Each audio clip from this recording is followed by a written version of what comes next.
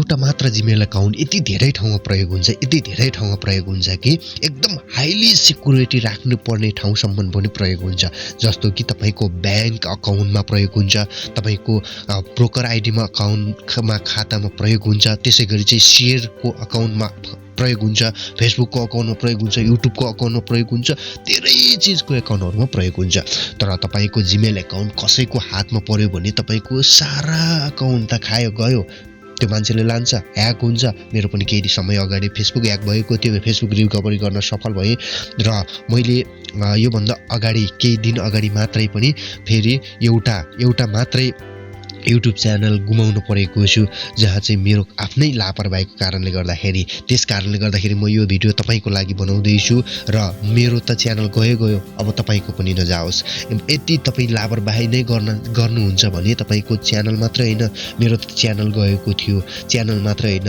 सम्पूर्ण चीजहरु जान्छ bank balance जान्छ बैंकमा जति पनि पैसा छ त्यो पनि जान्छ मोबाइलमा जे चीजहरु छ त्यो पनि जान्छ र तपाई हामीले मोबाइलमा कसैले कहिलेकाहीँ प्राइभेट कुराहरु पनि गरेको हुन सक्छ त्यो पनि जान्छ त्यस कारणले गर्दाखेरि हामीले गुगल अकाउन्टलाई यति सिक्युर राख्नुपर्छ जसरी हामीले घरमा पैसा तथा सुनहरु र केही बहुमूल्य चीजहरु जसरी चाहिँ हामीले सिक्युर गरेर राख्छौं जसरी चाहिँ हामीले चाहिँ चाबी लगाएर राख्छौं दराजमा हालेर एकदमै राम्रो बलियो चाबी ताला लगाएर राख्छौं त्यसरी नै हामीले गुगल अकाउन्टलाई पनि त्यसरी नै चाबीहरु तालाहरु लगाएर राख्नुपर्ने हुन्छ हो त्यो नगर्नाले हामीले प्रयोग गर्दै जाँदाखेरि भोलि भविष्यमा ठूलो घटना पनि घट्न सक्छ यो घटना घटेको कुरा खबरहरु समाचारहरु हामीले बारम्बार सुन्दै आएको पनि छौं सुन्न पाएको पनि छौं र त्यो हेरेर पनि हामीले गुगल अकाउन्टलाई चाहिँ एकदमै सिक्युर गर्नुपर्छ आजको भिडियोमा म तपाईहरुलाई गुगल अकाउन्ट कसरी सिक्युर गर्ने भन्ने कुरालाई नै सिकाउने छु हजुर आउनुहोस् भिडियोलाई सुरु गर्नु भन्दा पहिले यो च्यानललाई अझै पनि सब्स्क्राइब गर्नुभएको छैन भने कृपया प्लिज एक सब्स्क्राइब गर्नु होला र भिडियोले तपाईलाई केही कुरा सिक्न जागरुक बनाउनु भयो भने पनि तपाईले एक लाइक र कमेन्ट गर्नु होला भोलिको दिनहरुमा कस्तो भिडियो चाहनुहुन्छ त्यसको लागि पनि तपाईले कमेन्ट गर्नु होला हजुर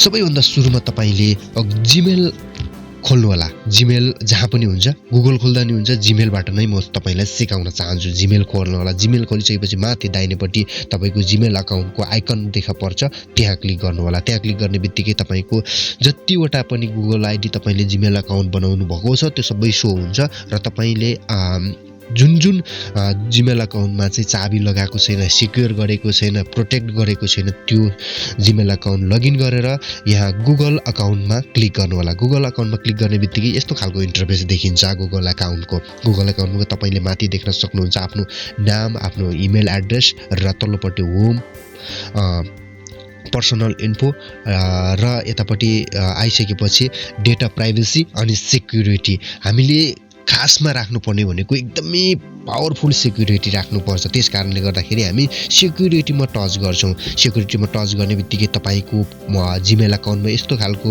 नीलो कलरमा चाहिँ टिक आएको छ कि छैन त्यो चेक गर्नु होला एकचोटी यदि यस्तो नीलो खालको टिक आएको छैन भने तपाईको जिमेल अकाउन्ट चाहिँ ह्याक हुन सक्छ एकदमै सिक्युर छैन त्यो जिमेल अकाउन्ट त्यो कारणले गर्दाखेरि यहाँ चाहिँ नीलो कलरको टिक हुनुपर्ने हुन्छ हजुर तपाईको रातो आएको अवस्थामा तपाईले यहाँ एकदमै ध्यान दिनुस् है त अब यहाँ हेर्नुस् त सी डिटेल्स भनेर लेखेको छ यहाँ एकचोटी टच गर्नुस् अब तपाईको डिटेल्सहरु देखिन्छ कसरी चाहिँ तपाईले प्रोटेक्ट गर्नु भएको छ कि छैन कुन ठाउँमा प्रोटेक्ट गर्नु भएको छ कुन ठाउँमा प्रोटेक्ट गर्नु भएको छैन भनेर अब यहाँ देख्न सक्नुहुन्छ युआर डिभाइसमा कतिवटा चलाइरहेको छ त्यो पनि देख्न सक्नुहुन्छ रिसेन्ट सिक्युरिटी एक्टिभिटी अब कुन फोनबाट कुन कम्प्युटर कुन डिभाइसबाट चाहिँ तपाईको कहाँ कसरी चलाएको छ कुन ठाउँबाट चलाएको छ त्यो पनि देख्न सकिन्छ साइन इन रिकभरी भन्ने ठाउँमा पनि हेर्न सक्नुपर्छ र यो सबै म तपाईहरुलाई एक बाइ एक गर्दै सिकाउने छु अब यहाँ एकदमै ध्यान दिएर हेर्नुस् है त अलिकति पनि मिस्टेक भयो भने पनि तपाईले राम्रोसँग रिकभरी गर्न सक्नुहुन्न भोलिका दिनमा तपाईको यो इमेल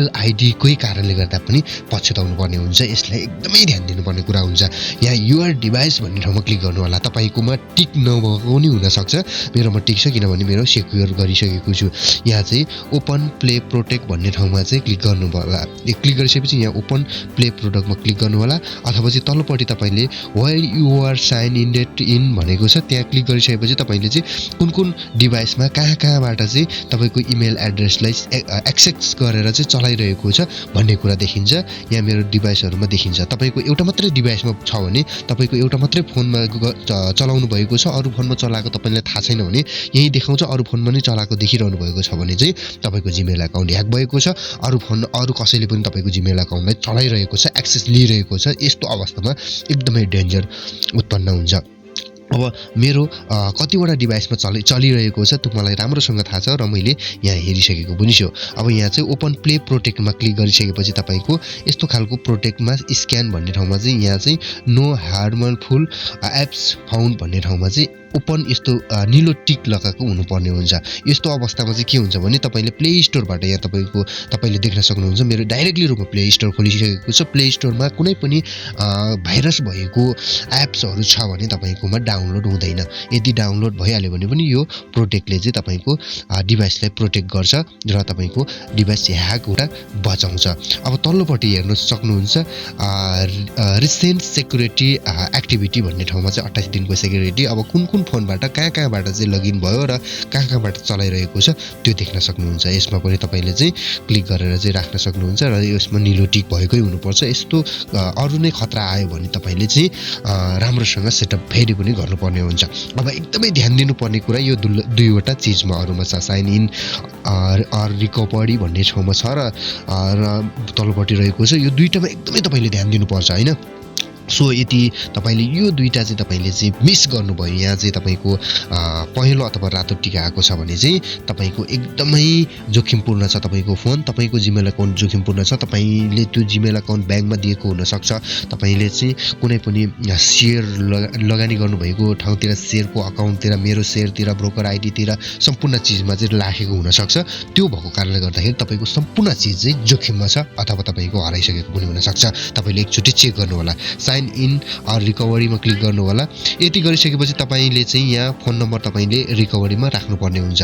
आफ्नो फोन नम्बर राख्नु होला र रिकभरी इमेल राख्नु होला। मेरोमा फोन नम्बर राखिसकेको छ। अब इमेल पनि राख्छु। इमेलमा र फोन नम्बर राख्ने तरिका एउटै छ। म तपाईलाई एउटा इमेल चाहिँ राखेर देखाउने छु। अब तपाईको फोन नम्बर राख्नु भएको छैन भने फोन नम्बरमा पनि एड भनेर देखाउन सक्छ र इमेलमा पनि एड भनेर देखाउन सक्छ। मेरो फोन नम्बर राखेको छ, फोन नम्बर राखेको ठाउँमा एड भनेर देखाएको छैन, यहाँ पेन्सिलको आइकन देखाइरहेको छ भने इमेलमा एड भनेर देखाएको छ। दुईटै राख्नुपर्छ। तपाईको मोबाइलमा दुईवटा इमेल एड्रेस चाहिन्छ। अब यहाँ हेर्न सक्नुहुन्छ इमेलमा म एडमा क्लिक गर्छु। एडमा टच गर्ने बित्तिकै इमेलमा राख्नुपर्ने अप्सन आउँछ जहाँ चाहिँ हामीले कन्टिन्यू गर्दै लानुपर्ने हुन्छ। कन्टिन्यू गर्छु र कन्टिन्यू गरिसकेपछि यहाँ चाहिँ आफ्नो मोबाइलको पासवर्ड अथवा तपाईकोमा नदेखाउन पनि सक्छ। मेरोमा प्रोटेक्ट पहिल्यैदेखि भएको कारणले गर्दाखेरि मेरोमा चाहिँ फिंगरको लक अथवा चाहिँ पासवर्ड देखाएको छ। अब मैले चाहिँ फिंगरमा चाहिँ मेरो केही समस्या भएको रहेछ, म चाहिँ लकमा क्लिक गरेर आफ्नो मोबाइलको लक एकचोटी हान्छु। त्यसपछि हाम्रो खुल्छ। यदि खुलेन भने तपाईले जुन राखेको यो इमेलमा राखेको पासवर्ड छ त्यो पासवर्ड पनि माग्न सक्छ। त्यो पासवर्ड क्लिक गर्नुपर्ने हुन्छ। अब यहाँ recovery your email enter your email भन्ने ठाउँमा अर्को इमेल राख्नुपर्ने हुन्छ। यही इमेल नराख्नु होला, किनभने यही इमेल राख्दाखेरि हामीलाई समस्या हुन सक्छ। पछि पासवर्डहरु बिर्सिनु भयो, रिकभरीका लागि समस्या हुन सक्छ। अर्को इमेल राख्नु होला। यहाँ चाहिँ म भट्टाभट अर्को इमेल यहाँ डायल गर्छु। आफ्नो इमेल हानेर हैन, अर्को इमेल हानेर चाहिँ नेक्स्टमा क्लिक गरिसकेपछि अब हाम्रो भेरिफिकेसन कोड भनेको छ। अर्को इमेलमा एउटा भेरिफिकेसन कोड जानेछ। तपाईले अर्को इमेलको इमेल बक्स अन गरेर हेर्नु होला। त्यो इमेलमा भेरिफिकेसन कोड गएको कोडलाई चाहिँ यहाँ हान्नुपर्ने हुन्छ। मेरो भेरिफिकेसन कोड आइसकेको छ। म यसलाई कोडलाई यहाँ हान्छु। अब भेरिफिकेसन कोड आएको कोडलाई चाहिँ यहाँ राखिसकेपछि हामी नेक्स्टमा क्लिक गर्छौं।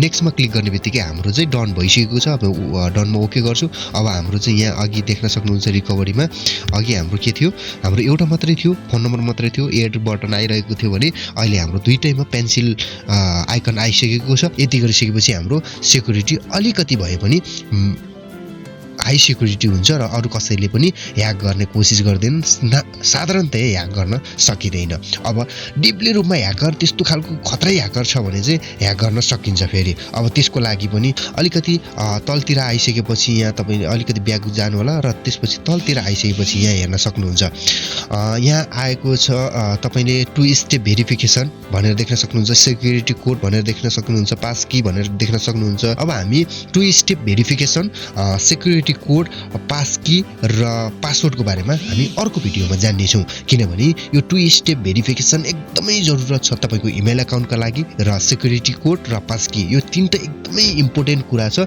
यो भिडियो लामो भएको कारणले गर्दाखेरि म अर्को भिडियोमा कभर गर्ने छु यस भिडियो कस्तो लाग्यो सल्लाह सुझाव कमेन्ट गर्दै लाइक र शेयर गर्नु होला र च्यानललाई सब्स्क्राइब गर्नु भएको छैन भने चाहिँ सब्स्क्राइब चाहिँ अवश्य पनि गर्नु होला सब्स्क्राइब गरेर मात्र हुँदैन छेउमा भएको घण्टीको बेल आइकनलाई क्लिक गरेर अल नोटिफिकेसन पनि अन गर्नु होला हवस् त नमस्ते